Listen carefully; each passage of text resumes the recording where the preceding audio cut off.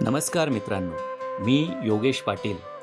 तुमच्या अध्यात्माच्या प्रवासातील सोबती. आपल्या वेदवाट परिवारासाठी अतिशय आनंदाची असलेली अशी एक घटना आज मी आपल्यासोबत शेअर करणार आहे.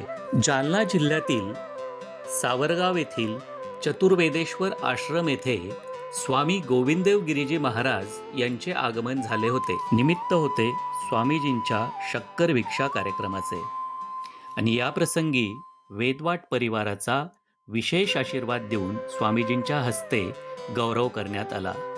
हा क्षण मनात कायमचा कोरल्या जाण्यासारखा होता. समर्थांनी म्हटल्याप्रमाणे न करिता वेदाभ्यास अथवा श्रवण सायास प्रयत्नेबेन सौरस सद्गुरु कृपा.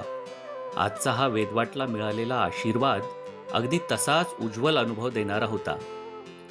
स्वामीजींच्या हस्ते मिळालेला हा सन्मान आपल्या वेदवाट कुटुंबासाठीच नाही, तर वेदवाटच्या ध्येयासाठी एक नवीन प्रकाशरेषा ठरला आहे. समर्थांच्या शब्दात वेदवाटचा प्रवास जर सांगायचा असेल तर म्हणावे लागते, मणी धरावे ते होते, विघ्न अवघेची नासो न जाते, कृपा केलिया रघुनाथे प्रचित येते.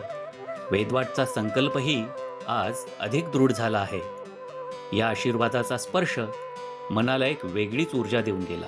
या दिव्य अशा सोहळ्यामध्ये स्वामी गोविंददेव गिरीजी महाराजांसोबतच या प्रसंगी प्रज्ञाचक्षू हरिभक्त परायण मुकुंद काका जाट देवळेकर महाराज, हरिभक्त परायण प्रसाद महाराज अमळनेरकर महाराज आणि समर्थ रामदास स्वामींच्या 11व्या पिढीतील समर्थ भक्त भूषण महारुद्र स्वामी महाराज यांचे देखील आशीर्वाद वेदवाट परिवारास मिळाले.